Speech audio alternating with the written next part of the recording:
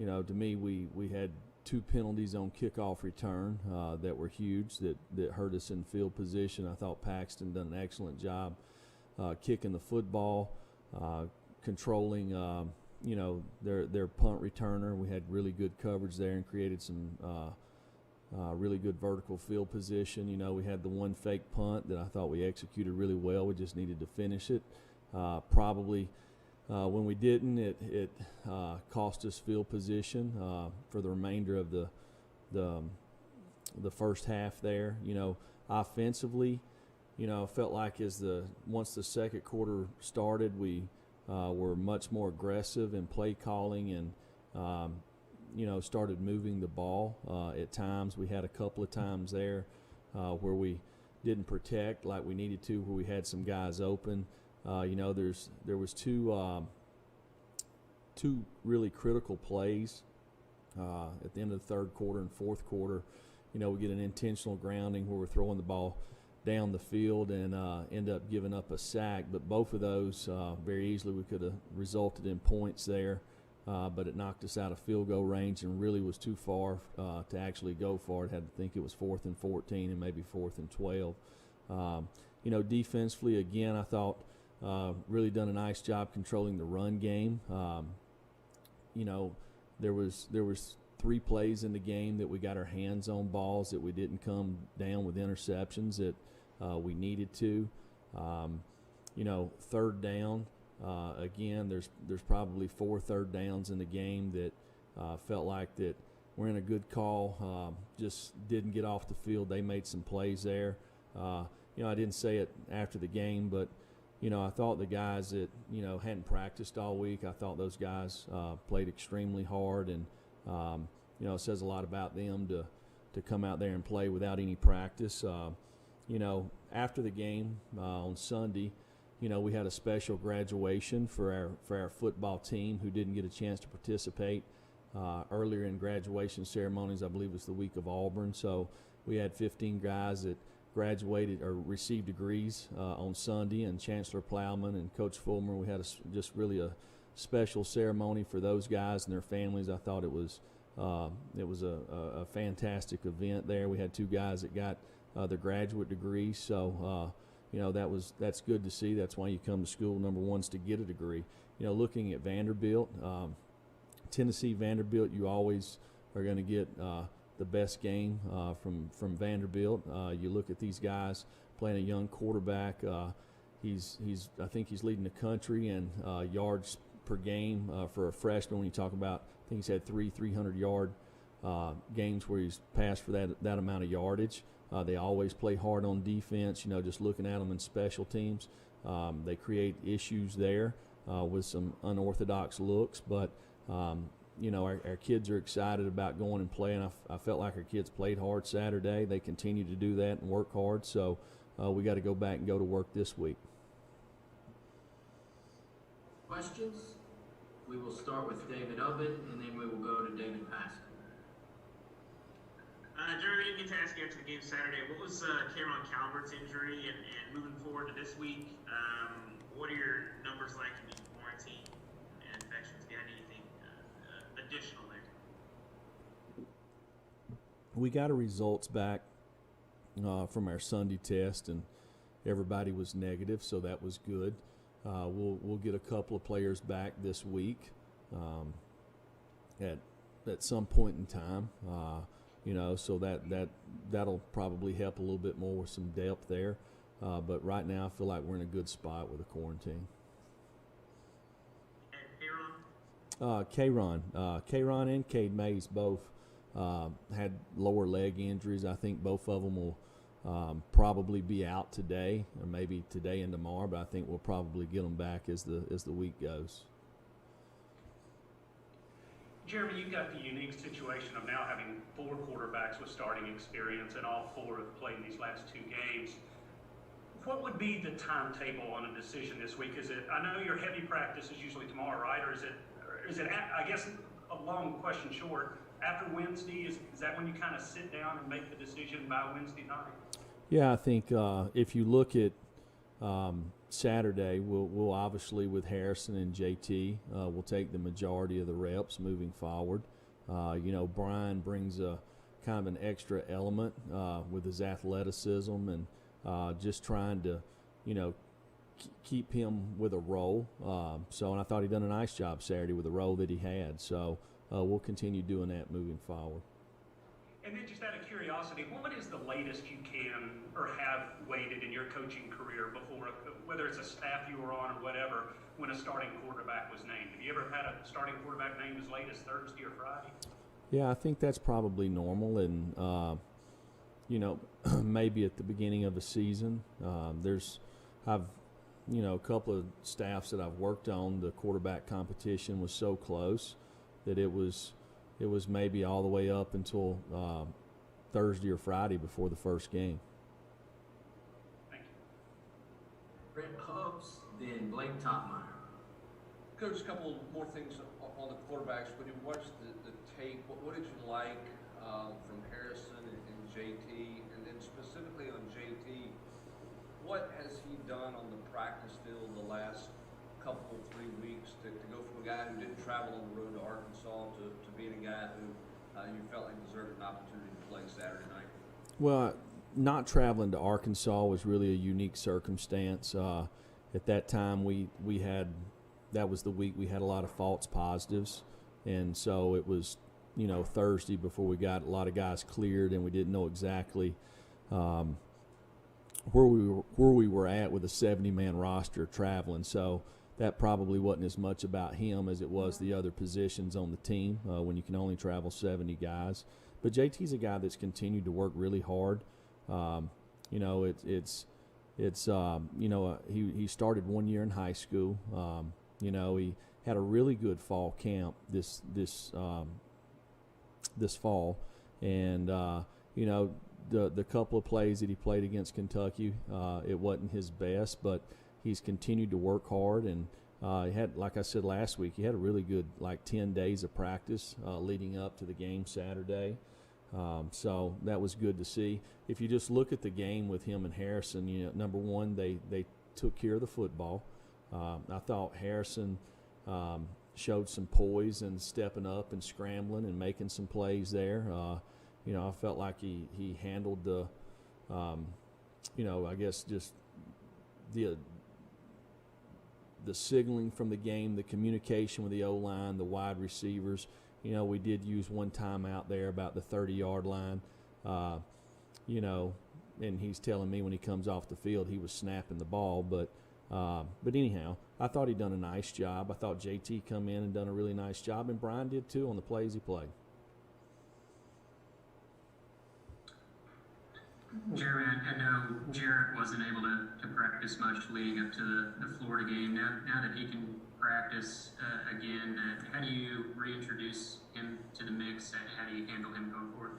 Well, we're gonna go with Brian and JT, and kind of probably stay with the same schedule as we did this past week.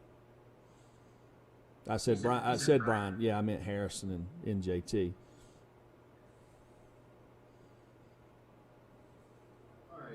Austin Price, then Jimmy Hines. Coach, you've got more production out of your tight ends in the last couple of games, catching the football. What's that position brought the last couple of weeks that maybe it did early in the year? And just talk about Princeton Vance game Saturday. He seemed like he had a solid game. Yeah, Princeton he's up here all the time. Football is very important to him. He continues to work hard. He's a guy that early on in his career here bounced around at a couple of different positions, but he's finding a home at tight end. He's a guy that probably the strength of his game is his pass catching ability, his speed and his athleticism. He's worked hard to be a good blocker in the C area, but he's going to continue to improve because football is important to him. Jeremy, you said Saturday night that you thought you might be too tough on your players, and I wonder, what way did you mean that? Well, I mean, so you got 10 or 12 guys that hadn't practiced, right? So it's very easily in the heat of the moment when a guy makes a mistake, you forget that they've not been there for 14 days, right? So just the reality of the circumstances that's been presented in some of these cases along the season. Okay. I saw where Josh Palmer's accepted an invite to the Senior Bowl. Does that mean he's already declared that he's not returning, or is there still a chance he could come back? I don't know how that works. Well, usually we talk to players about these things at the end of the season. It's kind of unusual. I guess this past week would normally have been the SEC championship game, I think that's right. So our season has, been moved back a couple of weeks. So we've not really had those conversations, but it's a great opportunity for Josh to, with the invite to the Senior Bowl. They don't just give those things away, so it's a great opportunity for him. Does that mean you don't expect him to return? Well, I probably wouldn't, if he's thinking that way. We'll go to Gentry Estes, then Gustavo. Yeah, Jeremy, and what's been such a strange season? Do you feel like the program's continued to develop as you'd like, and what gives you confidence as you move forward? Well, just Saturday, that's a really good football team we played against. There was times in the game that we're playing with them toe to toe, and it's been that way for most of the season. Periodically with every team we've played. The circumstances around the season, and hey, it's everybody, right? And I only know our circumstances. I don't know the circumstances anywhere else. But our kids play hard. There's lots of really good that we do every single week. You see a lot more younger guys that continue to develop and get an opportunity to contribute. So I feel like our guys are gaining confidence, and that's part of it right now. I can tell you this: when the game's over with Saturday, we got a lot of guys hurting in our locker room. It's the number one thing for us is to win, and obviously we didn't get that done Saturday. But when you look at it, we'll come back in here today and figure out what we did really well. Try to continue to develop that part of our football team. Figure out the issues that we had during the game. Was it a preparation area? Was it a technique issue? Correct it and continue to move forward.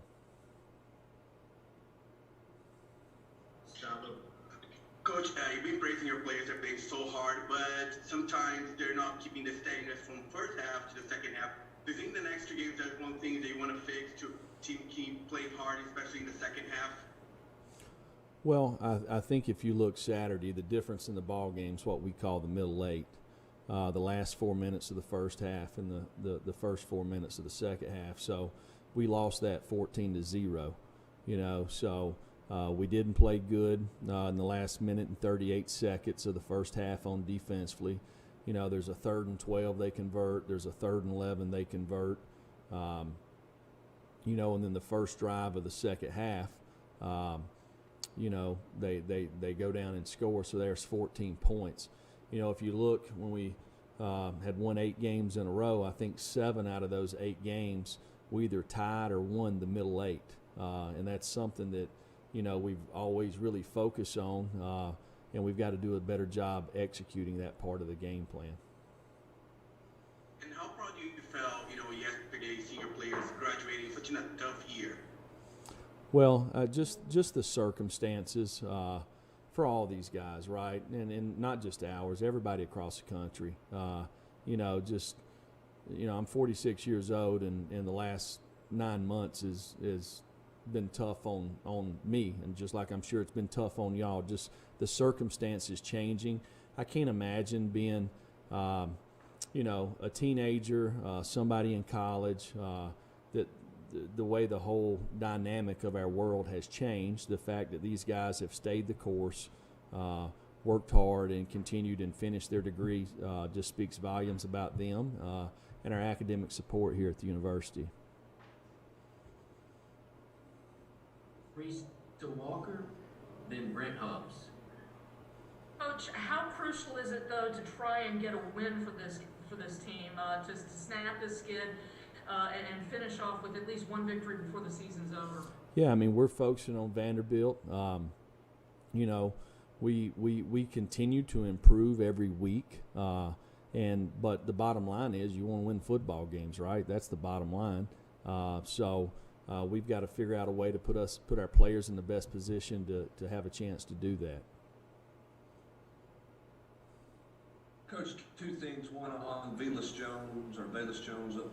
What was kind of the reasoning with his increased role and targets towards him down the field on Saturday? And two, how frustrating is it for you? We've heard you say several times throughout the year, we were in a good call on third down and we didn't get it executed, or we were in a good play, we didn't leverage this the right way. How frustrating has that been for you? And how do you get the team to execute defensively, particularly on third down, better than they have been? Well, just start with Velus. You know, Velus is a guy that, you know, he's strong. He weighs 200 pounds. Has experience. He's fast. A guy that we've tried to use in our game plan in a bunch of different ways. So it was good to see us have a chance to get him the ball. You know, just defensively, I think we were 7 for 15 on third down Saturday, which is like 52 or 53%. Maybe it was 8 for 15. I can't remember. But, you know, there's probably 4 calls in the game that we felt like we were in the right call for the play that they had called, and we just didn't get off the field. I mean, it obviously goes back to us, right? We've got to do a better job so our players understand what they're trying to do.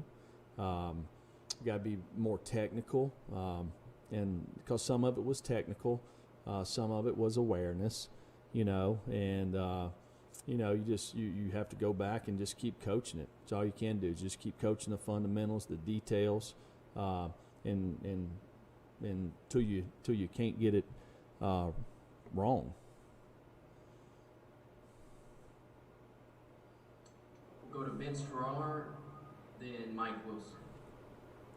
Coach, two things. We'll go one at a time. When you have an assistant coach on your staff that has a head coaching opportunity, what's typically that line of communication? Because obviously there's a lot involved recruiting the team. What's typically that been like in your experience? Yeah, you know, I've worked at places where those opportunities have presented themselves, and you know, it's for us as coaches. You know, we always continue to do our job, but we just like players want to advance their career. Coaches want to advance their career, and you know, for me, I want to help coaches do that. You know, it's a great opportunity for guys if they get those opportunities to do it to maybe take that next step. So it's not unusual. It goes on really probably with every staff. But typically, is it pretty open? They're coming to you and say, "Hey, coach, heads up that this is what's in front of me on the table." Is that typically happen, or do you find out after? No, well, we've only had one situation here since I've been here. It was with Tyson, you know, and Tyson knew that with the Western Kentucky job, it's very open. And then the other thing is with Vanderbilt making a coaching change, now having an interim coach, and obviously their game was canceled last week. What do you expect in terms of differences now without Derek Mason having that coaching change? Well, there's really nothing to really go on, you know. So they've not played a game without Derek being the head coach. And let me tell you, those guys played really hard for Derek. Thought he always done a fantastic job, you know, just coaching against him, recruiting against him, just, you know, very well respected within our conference for the job that he did there.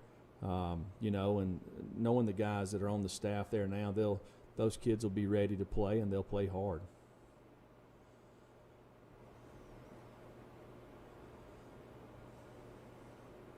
Jeremy, Brent Samaglia just posted that he's opting out the remainder of the season due to injuries. I just wanted to get your thoughts on that, and then do you expect him back next season? Yeah, you know, I just got done having a conversation with him, and you know, he's I've said this before, he's played through, difficult circumstances throughout the season, and me and him just got done talking, and, he feels like that it's better for him not to participate the remainder of the season and put him in a better spot to get ready for next year. So his indication to me is, yeah, he's coming back next year. Then who do you expect to have handle place kicking duties the rest of the season? Well, Paxton's been doing it. Paxton's been our backup, and if not him, Toby Wilson. So when we play home games, Toby comes and he's kind of the backup kicker. This past week Paxton was not in practice the entire week, so Toby was there and was ready. So we'll figure that out as the week goes. We'll go back to David Pascal, then David Oven. Jeremy, I think Vanderbilt fell below both the 53-player threshold and then a couple of a position group or two. Have you received any assurance from them that they'll be good to go? No, I've not talked to anybody from Vanderbilt. We're working on them. I think the last time we were supposed to play them, we practiced on a Sunday night, took Monday off, and we're in the middle of our Tuesday practice when we got word that we wasn't playing. So we've probably worked 2 days on them already, and today will be our third day. Are Philip and Candace, are they handling that? Would that be something they do as far as communication? It goes through the SEC office. Okay. Jeremy, on some of those, on Brent's opt-out, have you had any other conversations with guys, this week about opting out or throughout the season? No. All right, Austin Price, then back to Jimmy Himes. Coach, Ole Miss has paused activities till Wednesday, and they play A&M this week. Obviously, the league office right now has that power where they can move games around. What would be a comfortable time frame in which you would switch opponents and have time to adequately prepare? Well, we already started working on A&M 1 week, so we've probably kind of been down that road before. So, hey, we'll play whoever they tell us to play. We're just going to worry about the things that we can control. Jeremy, do you feel like you might have missed Brandon Kennedy at the center position just from his knowledge of making sure everybody's lined up right and knowing who to block? Well, I thought that Cooper and Jerome played well. Done a lot of really good things.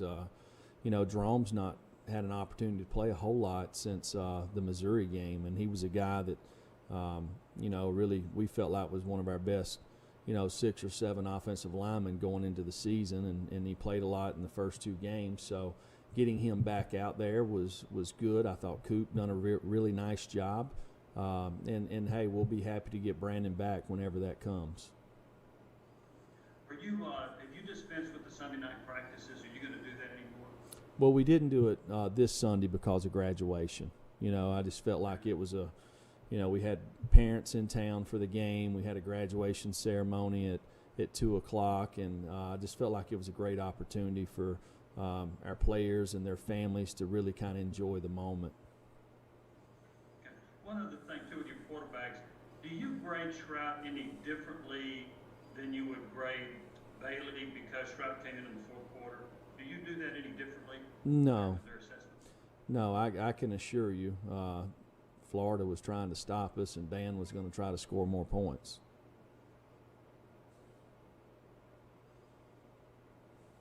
A couple more questions. Teresa Walker, then Dan Harrelson. Jeremy, with the way the pandemic has affected high schools across the country, how does that maybe affect how you and your staff go about evaluating sophomores and juniors for future classes? What's been the struggle there trying to plan ahead? Well, really, the circumstances are different everywhere. There's schools that played in the state of Tennessee. There's schools that didn't. Some of the schools that played, maybe they didn't have a whole lot of practice time leading up to when they started to play. Maybe some of them had a lot of practice time.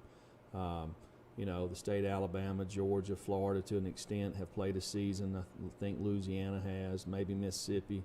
North Carolina has not. South Carolina started late. So it's unusual across the country, right? So, you just got to worry about the ones that you get, not the ones that you don't. You got to really focus and make sure that you know what you're getting.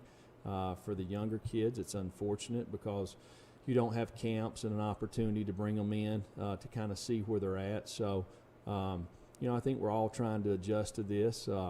And we've had a plan that we've really worked hard to execute, and we'll continue to do that. With the NCAA changing rules and allowing players to come back or this season not to count, that also affects your numbers a little bit when you talk about recruiting. Coach, with Vanderbilt, obviously Todd Fitch filling in the rest of the way for Vanderbilt. How far back do you go with him as an offensive mind? Of course, he does have some history with Ryan Day, dating back to Boston College. Do you look at any of that for preparation for this game, or is that a little bit too far back? No, we'll probably look and see what they're doing right now. Last two questions, David Oven and Eric King. Jeremy, how many guys do you expect to go ahead and sign early when the early signing period kicks off next week? And what are the questions you've kind of found yourself answering the last few weeks on as you've talked to recruits? It's hard to predict how many guys will sign. With the early signing period, because it's their choice. They can sign in December, sign in February. So, you try to figure that out as you get closer to it. There's a lot of them that we obviously know because they're mid-year. That obviously plays into some of it. But really in recruiting, it's pretty interesting because. From a recruiting standpoint, the circumstances at their high schools this year have been so different than they're used to. It's really a lot of the questions are we going to have school in the spring? When's the next time that you think recruiting will be open? Just things of that nature. Last question, Eric. Hey, Jeremy, if it is Paxton Brooks that handles the kickoff or the field goal units, if it is him, how challenging is that for a guy to punt, to kick off, to do field goals, PATs, all that? It'd be the first time that he's done it in a college game. He did it in high school. I think you just have to be careful about how much time he kicks during the week and just be efficient with how many kicks that he has. All right, thank y'all very much.